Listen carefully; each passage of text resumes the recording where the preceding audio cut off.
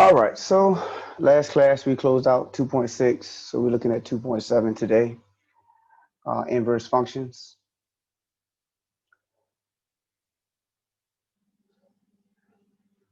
All right, definition, if f, a, and g, let f and g be two functions such that when you plug g into f, you get out x, and when you plug f into g, you get out x. Both of those things have to occur. G is the inverse function of f, and vice versa.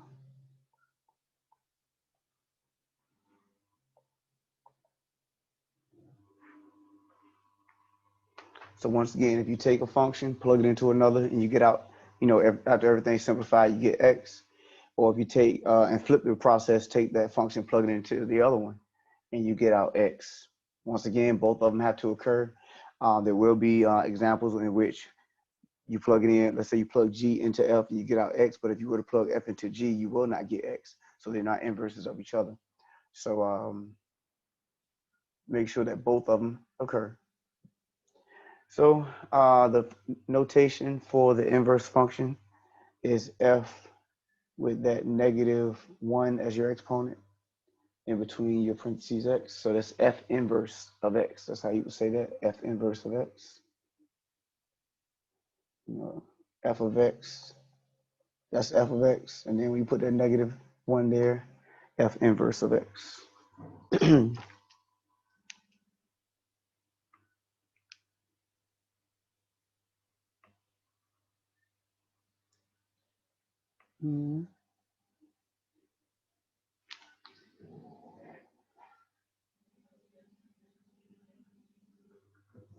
The domain of f is the range of f inverse and vice versa. So if you're talking about domain and range of f inverse, or the function's inverse, it's just flipping the domain and range.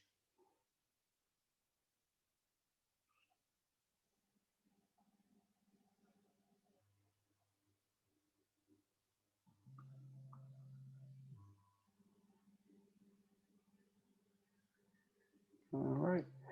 So first exercise, show that the functions are inverses of each other.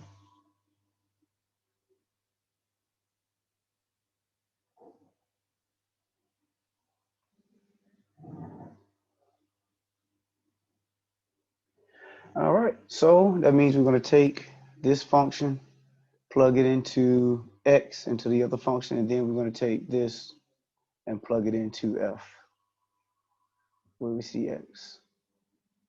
All right, so the first one I took, we're going to do g, plug it into f. So I took x minus 2 over 3, plug it into x.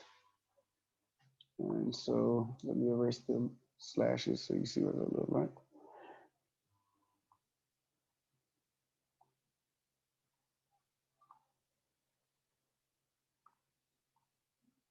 So you have 3 times x minus 2 over 3 plus 2. Like I say, you just take the whole function, plug it in where you see x. And so your 3's will cancel. And then you have x minus 2 plus 2. Then your 2's cancel. And that leaves you with just x.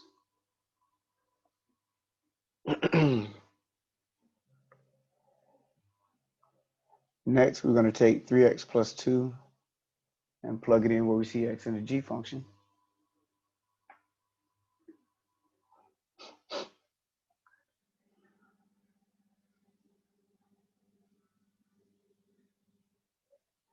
So we have 3x plus 2 minus 2 all over 3. The 2 minus 2 will cancel. There's nothing holding that parentheses there. I just put that there just to signify what I substituted in. So your 2 minus 2 cancels. That leaves you with 3x over 3, and then your 3's cancel, leaving you with just x.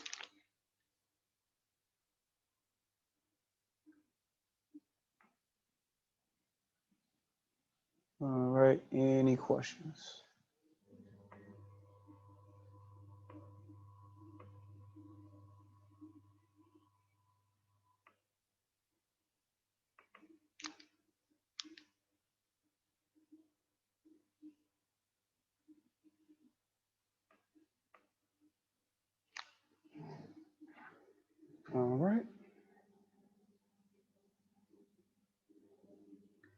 one-to-one functions, if each element in the domain goes to exactly one element in the range, and vice versa. So remember, a regular function was when each element in the domain goes to exactly one element in the range, but it didn't matter about, the range repeating or anything like that. When you're talking about a one-to-one function, though, each element in the domain has to go to each exactly one element in the range, and then each element in the range has to go to exactly one element in the domain. And the reason why that is important is because if a function is not one-to-one, then it does not have an inverse.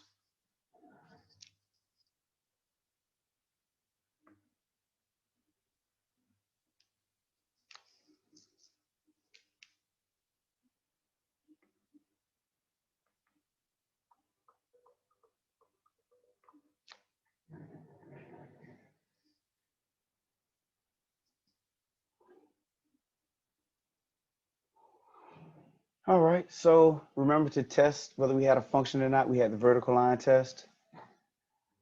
This time, to test whether we have one-to-one function, we have the horizontal line test. Same thought process, except we have a horizontal line instead of a vertical line. So here, if a horizontal line crosses or touches a graph more than once, then it is not one-to-one. That does not stop it from being a function. It just stops it from being a one-to-one function. So we look at these three examples.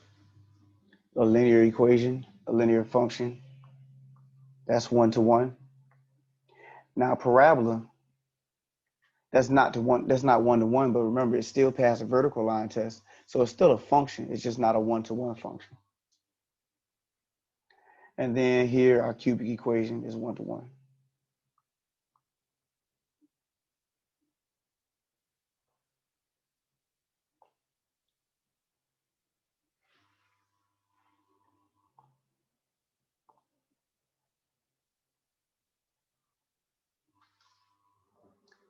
Any questions?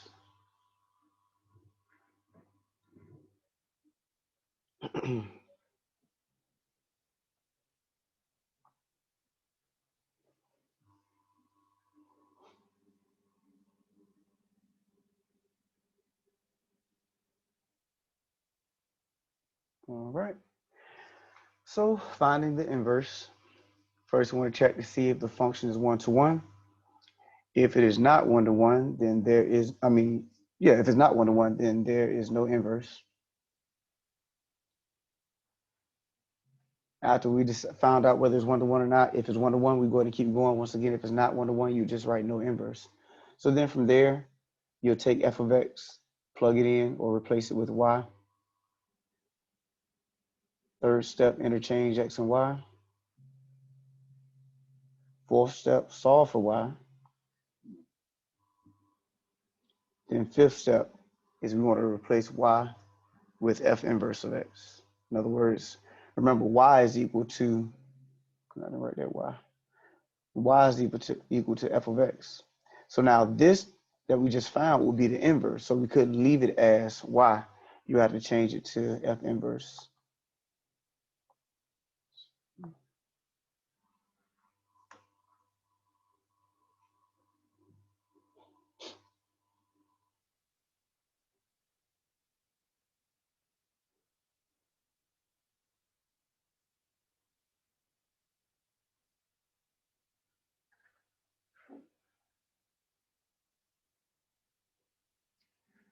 All right. So let's use this to find the inverse, this process. So we have f of x is equal to x cubed plus 1. Using the horizontal line test, that shows that it is a one-to-one function. So that means we will have an inverse. That's step one. You want to prove that it is one-to-one before you move forward. Because remember, if it's not one-to-one, you're wasting your time. There is no inverse. Basically, your inverse is not a function. All right, step two, we replace f of x with y. Then step three, we interchange x and y. So make sure we're okay with what we've done so far up to step 3. First, we established whether we had a function that was 1-to-1 or not. Then we replaced f of x with y. Then we interchanged x and y. So now we have x equal to y cubed plus 1. Now we want to solve for y. So I subtracted 1 from both sides. That left me with x minus 1 equal to y cubed. Then took the cube root of both sides. That gave me the cube root of x minus 1 equal to y.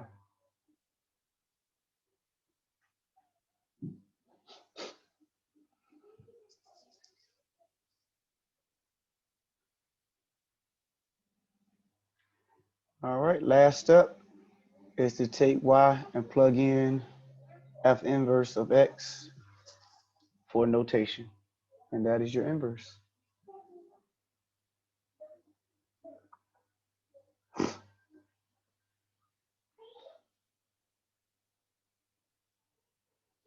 All right, questions on the process?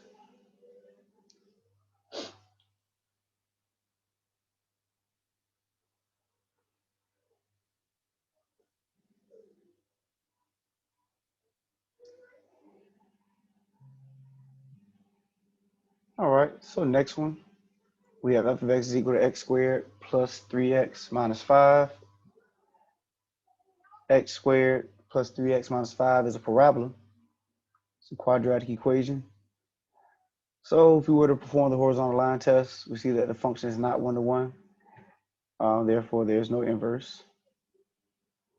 And the reason being is if we were to turn that into an inverse function, we would see that it doesn't pass the vertical line test. That's why it's important for it to be 1-to-1, because it would not pass the vertical line test, which means that means it wouldn't pass being an actual function.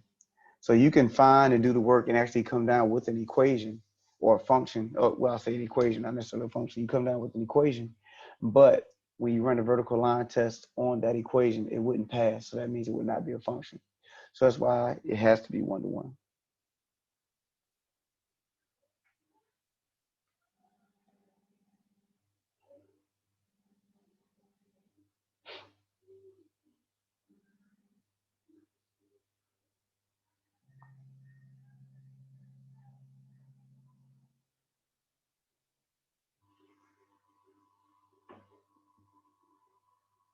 All right. Questions? We'll look at least one more.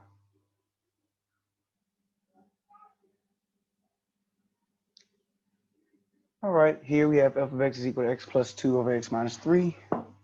And if you were to put that in a graphing tool, you would see that it's 1-to-1.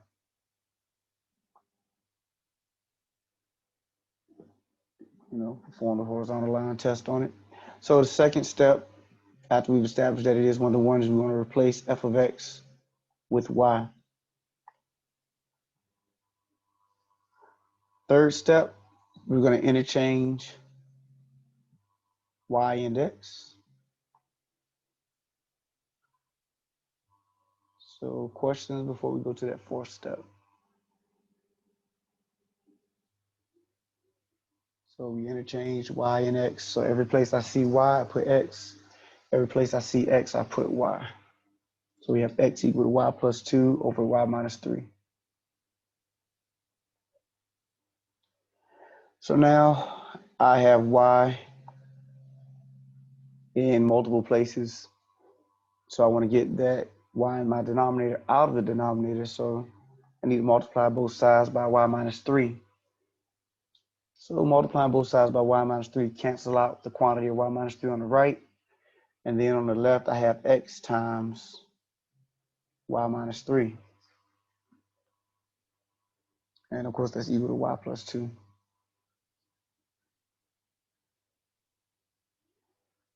All right, distribute the x. That'll give me x, y minus 3x equal to y plus 2.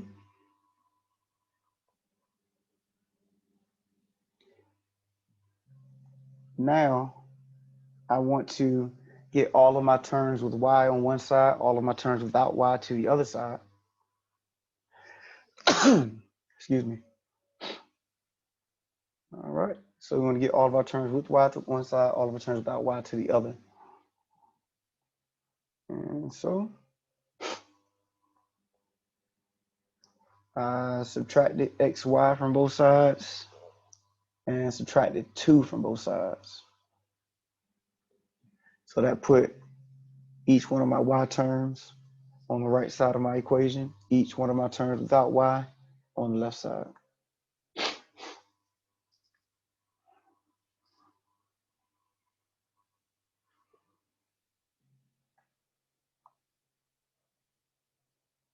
Now we can factor out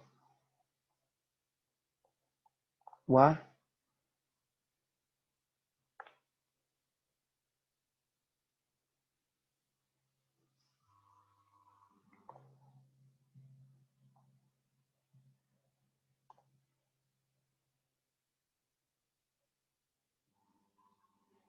So I pulled y out of each terms, negative 3x minus 2 equal to y times 1 minus x. Now to get y by itself, I divide both sides by 1 minus x.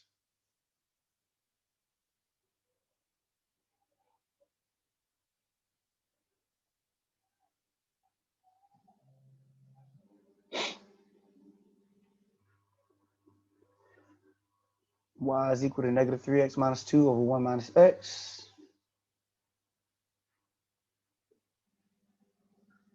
And then step 5, I have to substitute f inverse of x for y to finish it off.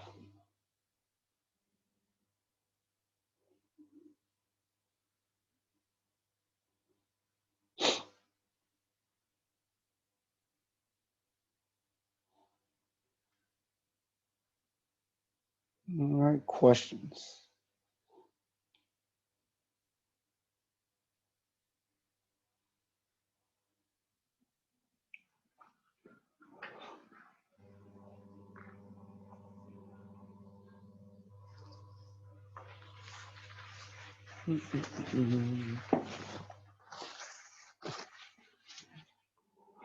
All right, so 2.8, last section in chapter 2. Looking at distance, midpoint, and circles.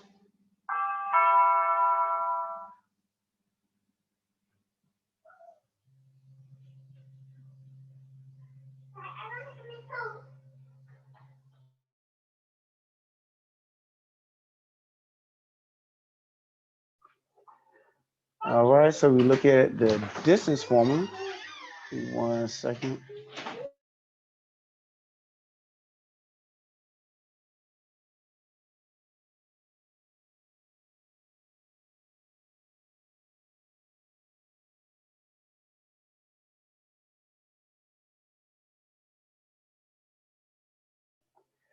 All right, so we have the distance formula. D is equal to the square root of x2 minus x1 squared plus y2 minus y1 squared. That's going to represent the distance between 2 points for us.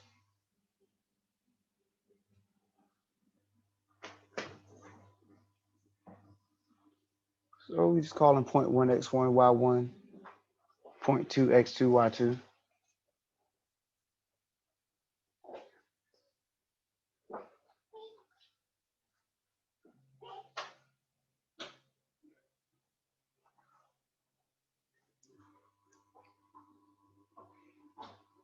So pretty much when you look at these type of problems, you just be plugging in and find a numerical value that represents the distance between the 2 points.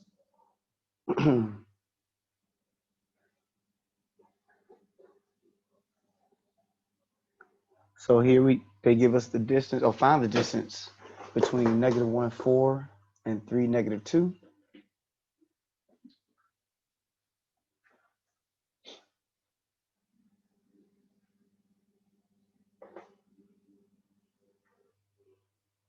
So I call the first point negative 1, 4, x1, y1. Second point 3, negative 2 of x2, y2. And I plug them in accordingly. So it's 3 minus negative 1 squared plus negative 2 minus 4 squared.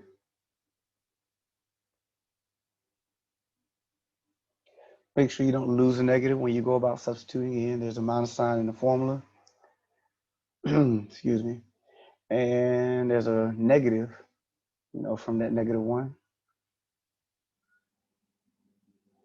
So it ends up being the square root of 4 squared plus -6 squared.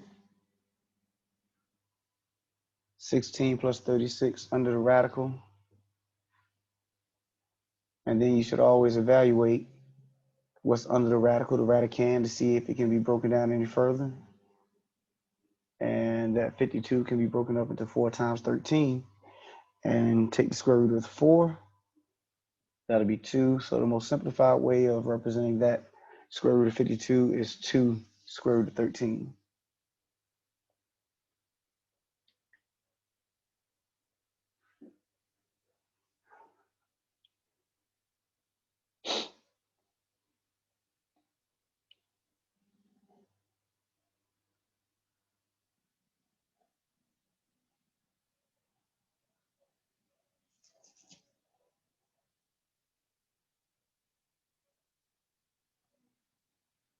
All right, questions? Any questions?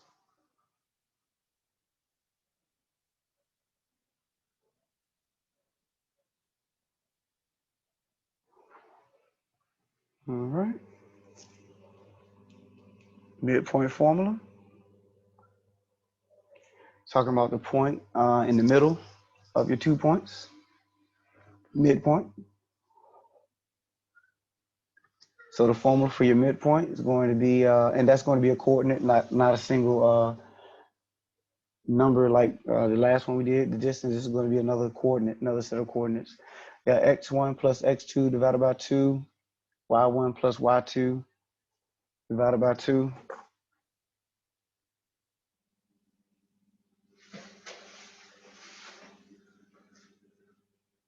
So it tells us to find the midpoint of the endpoints, 1, -6, and -8, -4. So once again, label which one you're going to call point 1, the other one, call that point 2. And plug it into the midpoint formula.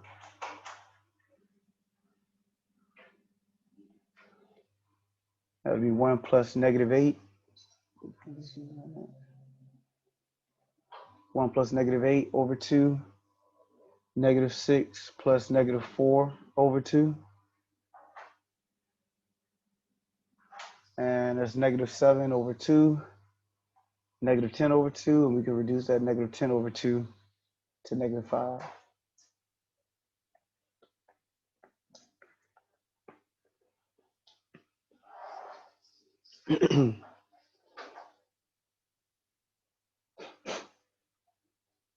Questions? Any questions?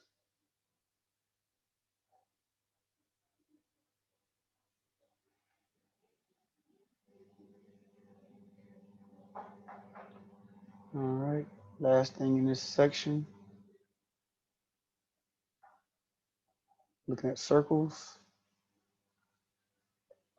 Definition of a circle: the set of all points in a plane that are equidistant from a fixed point. That fixed point is called the center.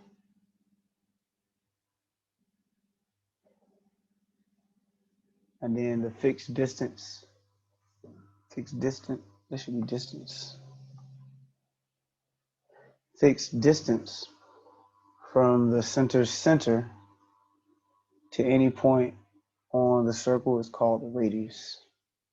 That should be circle. I think I messed that all accounts. It should be circles center. Yeah. So the fixed distance from the circle's center to any point on the circle is called the radius.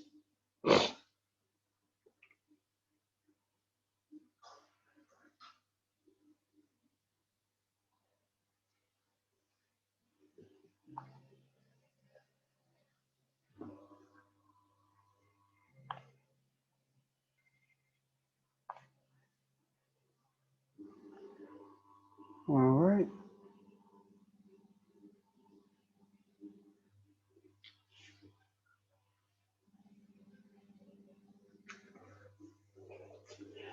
Okay, so the standard form of the equation of a circle is x minus h squared plus y minus k squared equal to r squared.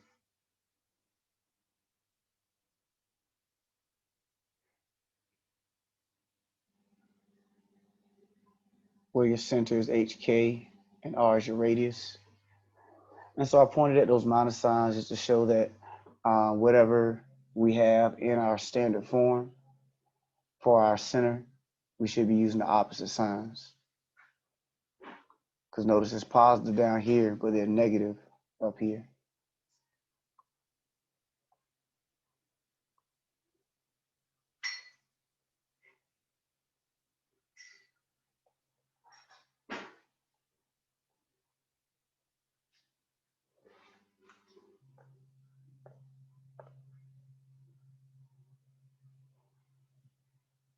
All right.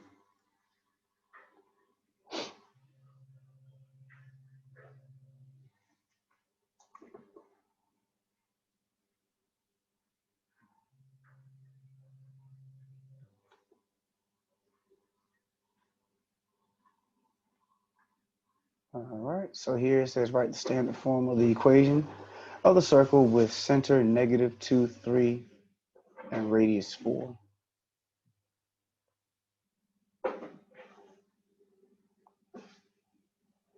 So they gave us h and k, which is -2 and 3, and then they gave us the radius 4. So all I did was plug it into the equation here, here, and here. I'll plug it into the formula. So that's x minus -2 squared, y minus 3 squared, and then 4 squared. And then you simplify. So that's x plus 2 squared plus y minus 3 squared equals 16.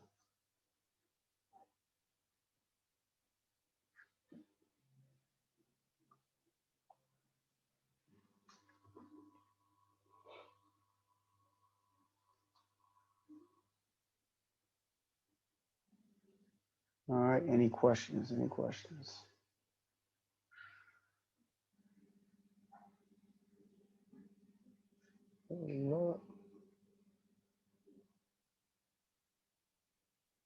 Okay. Next one says find the center and radius of x minus 2 squared plus y plus 4 squared equal to 9. Then draw a rough sketch. So just like we saw in the previous example and what I mentioned when we first started talking about the formula, when you're talking about having your standard form of your circle, you will use the opposite signs that are given. So notice we have x minus 2 and x plus 4. So that means I'm going to have +2 and -4 as my coordinates. Remember, because there's a minus sign in that formula. So we use the opposite signs when we extract the coordinates for our center. And then 9 is the radius. 9 is not our radius. This is considered r squared. So we take the square root of 9, and our radius is actually 3. Then from there, looking at my circle, I know it looks funky, but you start at the center, 2, -4, and you would go out 3, because that's your radius, in all 4 directions, up, down, left, right. And then that'll give you a rough sketch as to how your radius should be. You just, connect the dots, make a circle.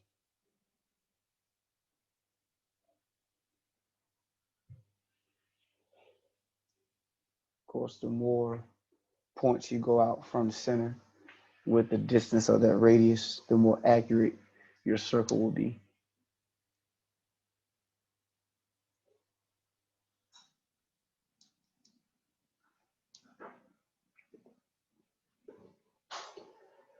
All right, questions.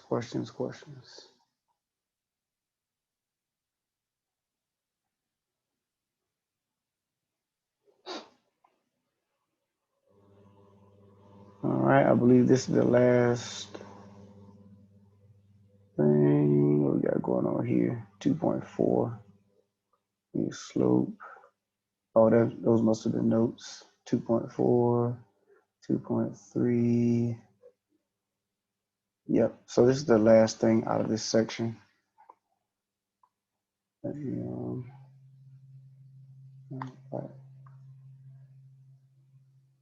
somebody asked me questions. Those are notes from the previous sections. All right.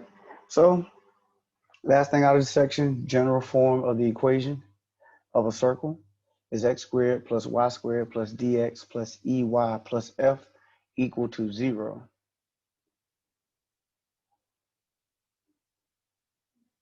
So if you look at the example that they give us in blue, they give us our equation in this form, and we want us to take it to standard form, like we saw previously. So they give us x squared plus y squared plus 4x minus 6y minus 23 equal to 0.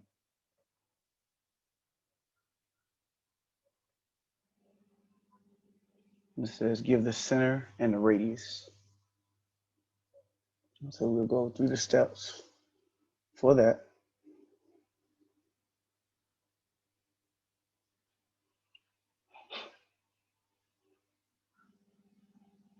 All right. So first we want to isolate the constant. So 23 is our constant. That's always the number that has nothing to do with a variable or not attached to a variable. So 23 is our constant. We added 23 to both sides so to cancel out on the left and exist by itself on the right side.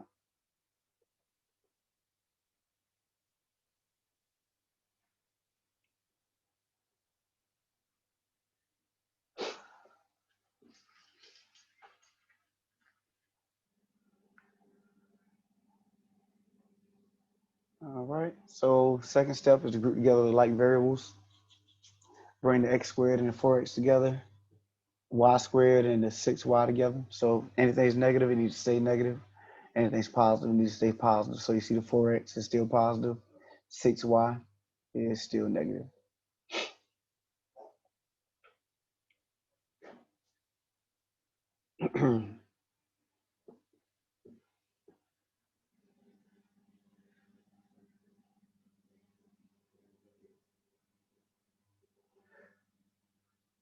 All right, so step 3, we want to use the completing the square methodology. So we want to take half of each linear term and square it. So we're talking about the 4x and the 6y, the negative 6y. We want to take half of both of those and square it.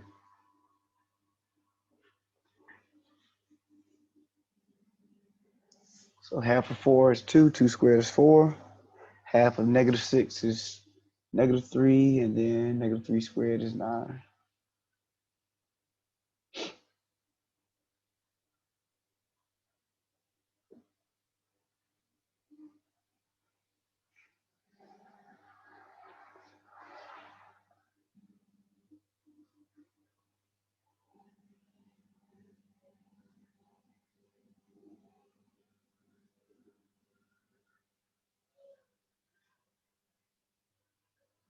All right. Let me scroll up if you need it. All right. So step 4, add both numbers to both sides of the equation. Put each number in their respective parentheses. So that 4 came from the 4x, and that 9 came from that 6y. So you put the 4, with the x trinomial, and then you put that 9 with the y trinomial. And then notice we added 4 and y on the right side as well. Remember, whatever you do to the right, you have to do to the left side in order to keep your equivalency.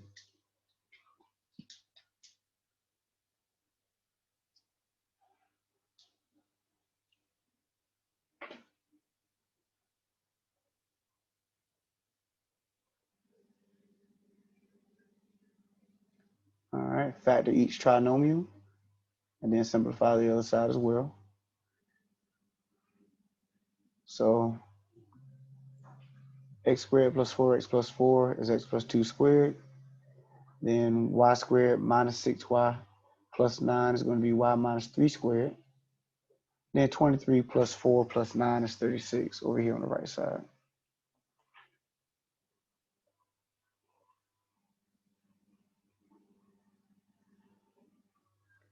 And then we can finish off by picking out what is our center and our radius.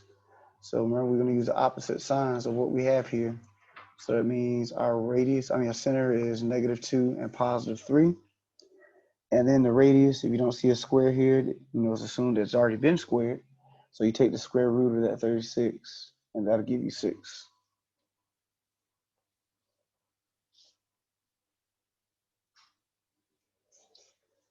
All right, questions? Any questions on anything?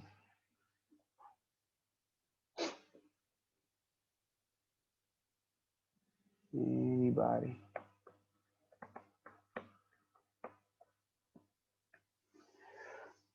All right, so that's it for chapter 2.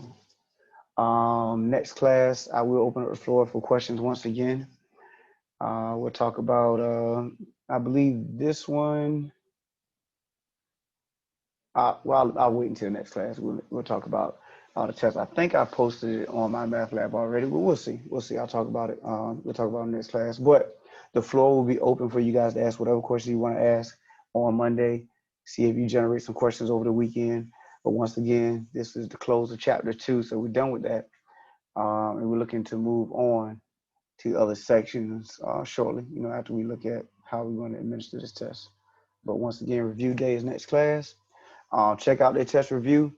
If nothing else, look at their test review, see if there's anything in there that may cause you trouble or you have questions on, or you just want to see me do over, and we can do that on next class.